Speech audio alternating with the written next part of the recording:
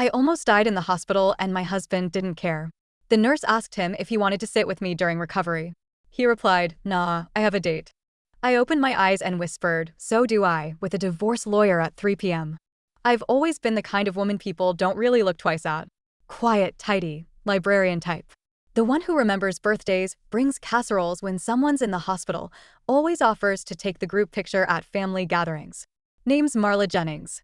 I live in Raleigh, North Carolina, and up until last fall, I thought I had a pretty normal life. Ordinary, sure, but steady. I worked full-time as a high school librarian over at Sanderson High. I baked banana bread on Sundays, called my sister every Thursday, and went grocery shopping every Tuesday after work. Like clockwork. Everything in my life fit into neat little boxes. And then one Tuesday in November, my body betrayed me. And so did my husband. That day, I was in aisle 6 at Harris Teeter, trying to remember if Ruben still liked the vanilla almond creamer or if he'd switched to hazelnut again. I remember holding the carton in my hand, squinting at the label, when this sharp pain stabbed through my side. Like someone jabbed me with a rusting fee right above my hip. At first, I thought maybe I pulled something, or maybe I'd been on my feet too long. I brushed it off, finished my shopping, and made it to the car. But by the time I got everything in the trunk, the pain had bloomed, deep and hot, wrapping around my back and stomach like barbed wire. I started driving home, gripping the wheel so hard my knuckles went white. My vision blurred. Sweat dripped down my neck, even though the air was cool. I pulled over at the urgent care on Glenwood, parked crooked, and stumbled inside. That's the last thing I remember for a while. I woke up in a hospital bed with wires taped to my arms and a beeping sound echoing somewhere near my head. My mouth was so dry it felt like sandpaper. There was a nurse leaning over me, young woman with a long dark ponytail and a name tag that read Amanda. "You're okay," she said softly, like she didn't want to spook me. "You're at WakeMed. You had a severe infection. We're treating you now." Where's Ruben?" I rasped. She hesitated. I noticed it, even through the haze. "He stepped out," she said, glancing toward the hallway. "He knows you're stable now." That word, stable, it should have been comforting. But it wasn't. It just made me feel abandoned. I found out later I'd gone septic. Started as a UTI I didn't even realize I had. My kidneys were failing. My blood pressure was crashing. They said if I'd waited even an hour longer, I might have died in the car. They called Ruben. He came to the hospital all right. Stayed for maybe 10 minutes. Signed some paperwork. Asked how long I'd be out. Then he left. That night, when Amanda tried to get him to stay while I was being moved into a recovery room, she told me what he said. "I asked if he wanted to sit with you," she said quietly as she adjusted my fore. He said, "Nah, I have a date." I stared at her. "A date?" I repeated, not sure I'd heard her right. Amanda looked like she wanted to cry for me. "I didn't want to tell you, but I thought you should know." My throat was raw, but I forced myself to whisper, "So do I." With a divorce lawyer at 3 p.m. Amanda blinked. Then, for a second, she smiled. Just a little. But there was something proud in it, too. Ruben and I had been married for 27 years. We met at a party back in '97. He was charming, handsome in that southern kind of way, tall, scruffy jaw, always smelled like sawdust and aftershave. He could fix anything and make anyone laugh. I fell for him fast. He was a contractor back then. Good with his hands. Spent weekends building shelves in our garage, fixing broken porch railings, adding tile to the kitchen. Our early years were golden. We couldn't keep our hands off each other. We'd talk for hours in bed about stupid things like if ghosts were real or what we'd name our future kids. But life gets in the way. We had 2 miscarriages in the first 5 years. After the second one, something changed. He started pulling away. I tried to pull him back. Therapy, church groups, weekend getaways, none of it worked. He stopped looking at me the way he used to. By year 10, we were just there, existing in the same space. By year 15, we were sleeping in separate rooms half the time. And by year 20, we were roommates who split the electric bill. But I stayed. Because people stay. Because starting over at 50 feels like admitting you wasted your life. The truth hit me long before the hospital stay. There were whispers of it, like cracks in the ceiling you pretend not to see. I found little things, receipts for dinners he didn't mention, hotel charges on our credit card bill, a lipstick stain on his undershirt one Saturday afternoon when he swore he'd been at a supply store. But the real confirmation came a year before the hospital. I was folding laundry and his phone buzzed on the nightstand. Normally, I wouldn't check. But something made me pick it up. A message flashed on the screen. "Miss you already, face-blowing kiss." It was from someone named Marcy HVAC. I opened the thread. Hundreds of messages. Pictures. Voice notes. Can't wait to taste you again. Do you still hear me when you're alone? I felt like someone had punched a hole straight through my chest. When I confronted him, he didn't even flinch. You're overreacting, he said calmly. It's nothing serious. Just talking. She's going through a hard time. You're having an affair, I whispered. No, he said. I'm having a life. I should have left right then. But I didn't. You make excuses when you've invested almost 3 decades in someone. You tell yourself he's lost. That you can bring him back. That if you just love a little harder, he'll remember what you mean to him. But he never did. He just got sneakier. Stopped bringing his phone inside. Started working late. And I started fading like a painting left out in the sun. The day I got out of the hospital, Jeanette, my sister, picked me up. She took one look at my pale face and burst into tears. You should have told me you were this sick, she said, buckling my seatbelt like I was a child. I didn't know, I said.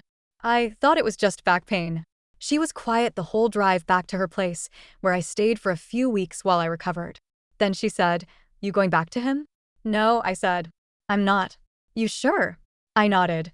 He went on a date while I was fighting for my life. She didn't say anything after that. She just reached across the console and squeezed my hand. A week later, I met with Susan Patel, divorce attorney.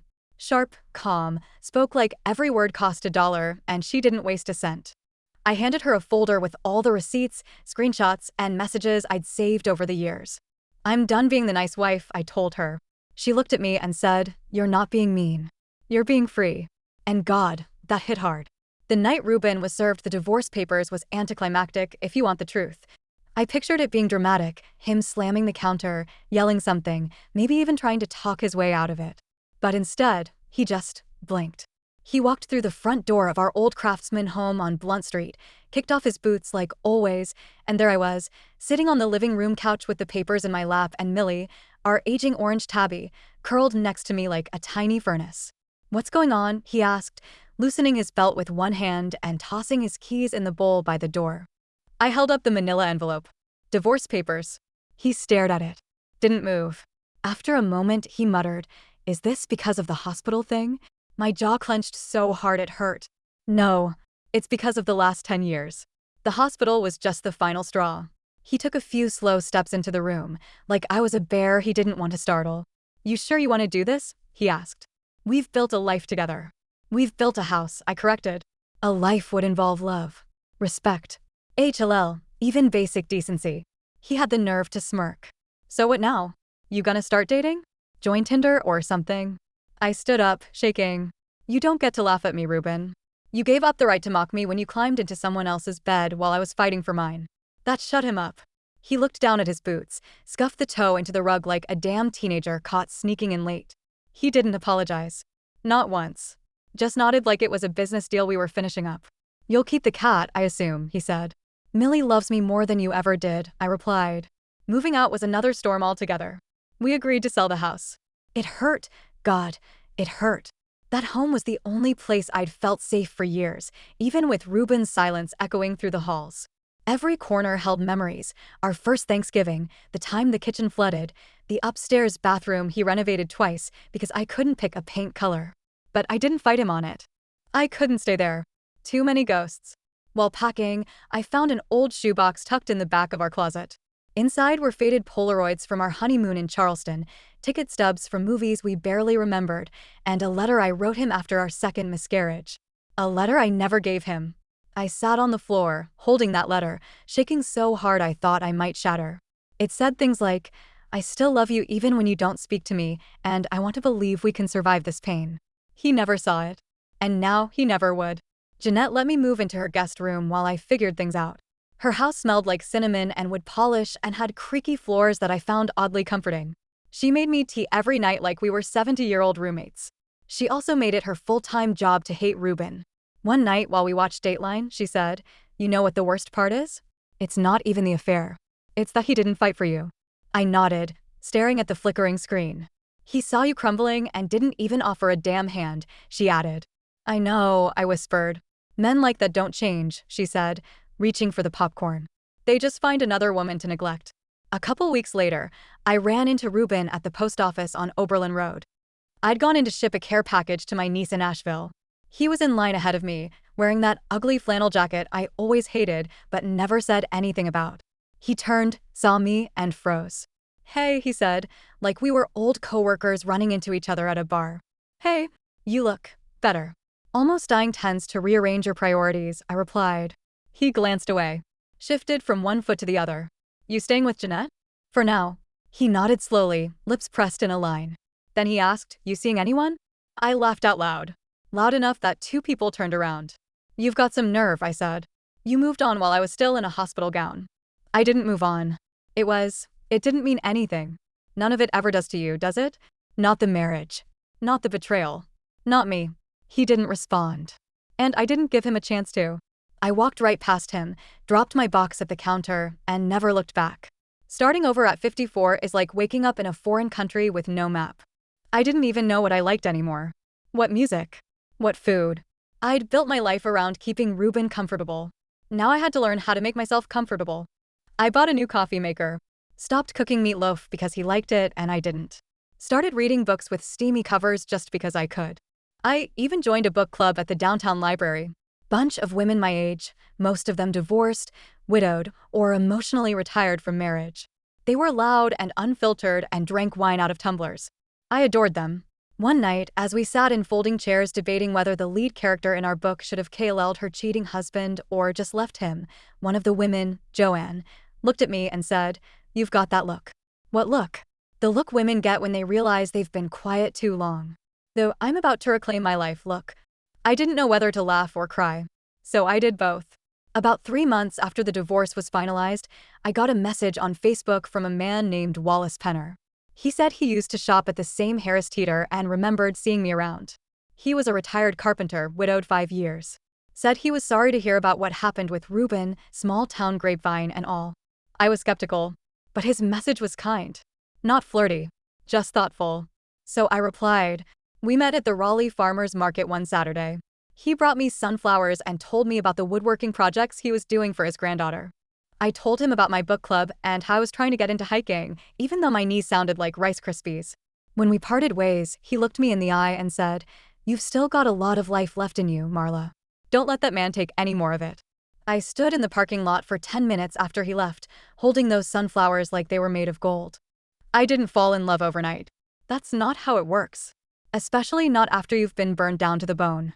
But I did start smiling more, laughing at things I used to ignore, making plans that didn't involve compromising everything I wanted. Ruben tried to call a few times. Once he left a voicemail. I was thinking, maybe we made a mistake. Maybe we could talk. I deleted it. No part of me wanted to go back. Not even for closure. I had closure.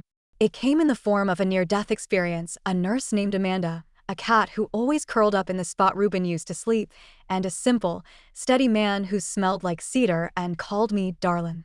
The thing about trauma is, it doesn't ask permission to stay. It hangs around long after the bleeding stops, like an uninvited guest who camps out on your couch and drinks all your good wine. Some mornings, I'd wake up in Jeanette's guest room, the sheets damp from sweat, my chest tight like I was being crushed under something invisible. There was no Ruben beside me to shake awake, no warm hand to say, "It's okay, I'm here." And part of me hated that. But the bigger part of me? The bigger part was relieved. Because the truth is, Ruben hadn't been there in a long time. I went back to work at Sanderson High about 2 weeks after the papers were signed. Walking into that library felt like entering a different life. The kids were the same, moody, loud, always asking if we had the Hunger Games even though I showed them the shelf every week. But I wasn't the same. Miss Jennings, the sweet librarian with the reading is radical pin and a cardigan for every occasion, had changed. I started dressing different. Not wild or anything, still me, just freer. Brighter colors. A little lipstick. Shoes with a tiny heel. My coworkers noticed. "You look good," said Darlene, the chemistry teacher, eyeing my red flats. "Is that a new look?" "I'm getting reacquainted with my closet," I said with a grin. "Turns out I like red." "You're glowing," she added, sipping her coffee. "What's his name?" I laughed. Self-respect. One day in early spring, I got a call from Ruben's mother. We hadn't spoken in nearly a year. "Marla," she said, voice heavy. I heard about the divorce. I waited. Her voice always carried that judgmental tilt, like I'd never been quite good enough for her precious boy. I just wanted to say, "I'm sorry." I blinked. "Come again?" She sighed. I didn't know it was that bad. He told us you wanted out. That you'd changed. I almost laughed. He went on a date while I was in ICU, I said. I changed because I had to. Long pause. I'm ashamed, she said finally. Ashamed of how I raised him. Ashamed I believed him. I appreciate that, I said honestly. I really do. You were the best thing that ever happened to him. That may be true, I said, voice tight. But he sure wasn't the best thing that happened to me. Meanwhile, Wallace and I kept texting. Then calling. Then meeting for walks. Nothing big. Nothing serious.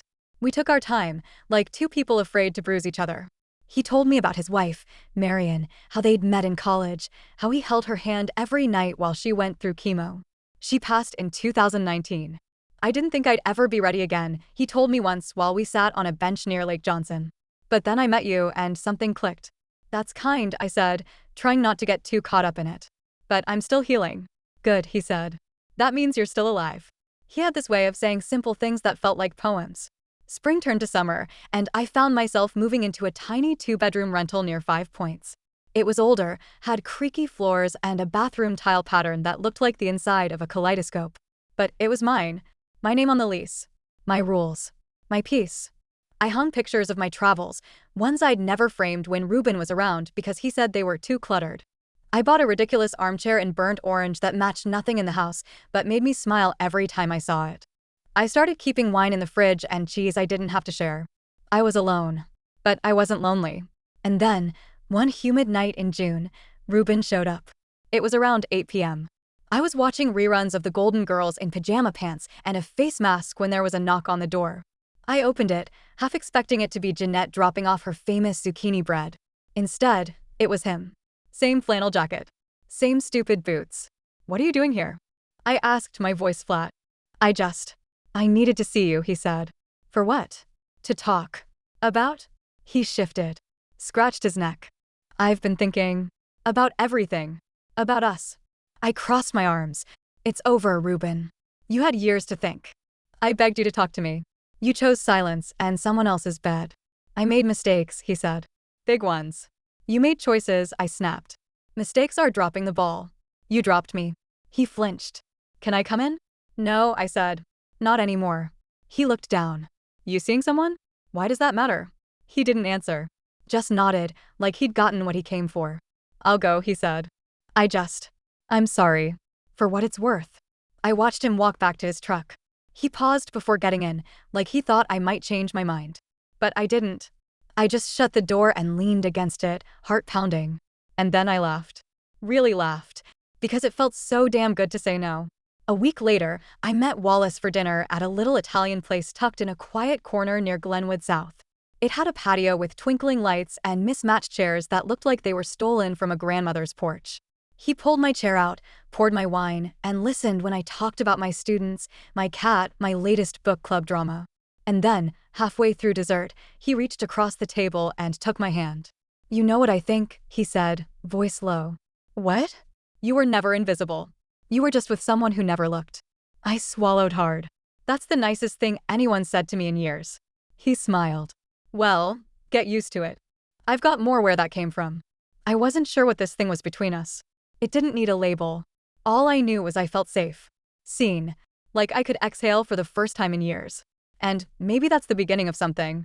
I'd always heard the best revenge was living well. But the truth is, that phrase never made sense to me until it became my reality. Because revenge didn't come with fire and fury. It came slowly, quietly, like a sunrise. Over the months, things with Wallace blossomed. He didn't try to rush anything. Didn't push. Just showed up, over and over, with kindness and warmth and this calming energy that made me want to breathe deeper. He'd come over for dinner, and we'd eat on my little porch with Millie curled between us. He'd fix the squeaky drawer in the kitchen without me asking, or bring a single daisy in a mason jar because you deserve flowers every week, not just on birthdays. It was simple, gentle, real. And for the first time in a long, long time, I didn't feel like I was too much or not enough. I just felt like me. One Saturday in September, I was volunteering at a local school fundraiser, helping run the book booth at the Fall Carnival, when I ran into someone I hadn't seen in a while, Doreen. Yes, that Doreen. She stood in front of the mystery section, flipping through a copy of The Girl on the Train, pretending she didn't see me. I didn't plan to confront her. I wasn't interested in a scene. But she looked up, and our eyes locked. Marla, she said stiffly. Doreen. She looked thinner than I remembered. Tired. And from the way she glanced around, I could tell she wasn't expecting to run into me. I hear you and Ruben split, she said, like she was asking if I got a new haircut. We did, I said. About time. A pause.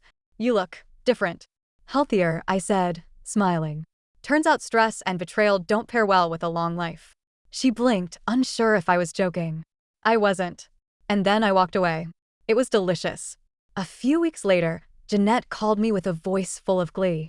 You are not going to believe this, she said. Guess who called me? Who? Ruben's boss. I frowned. Why on earth would? He's been let go.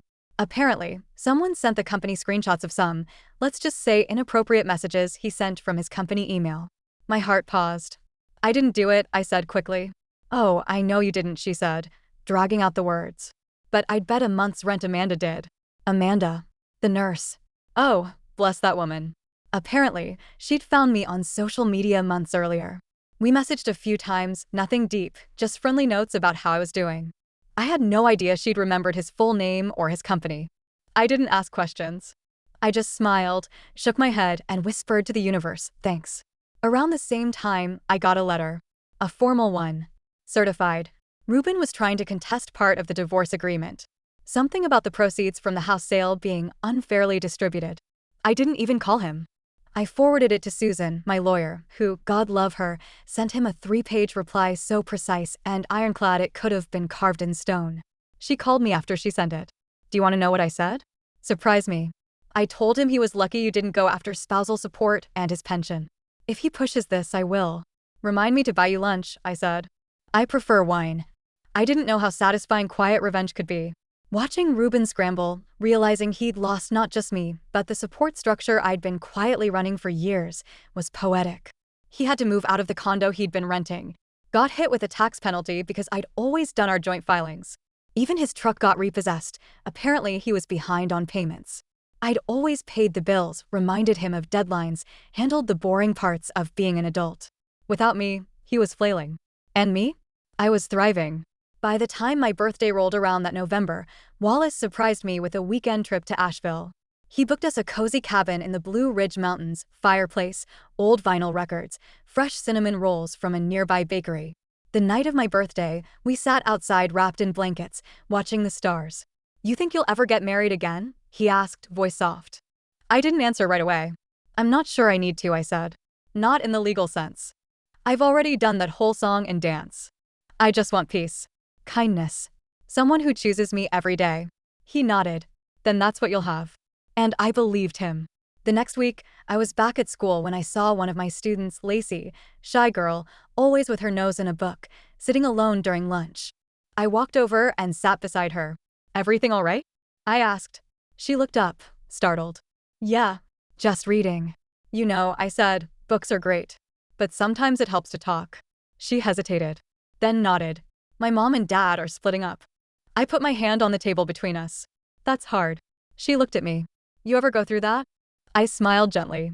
Something like it. What happened? I survived, I said. And then I started living.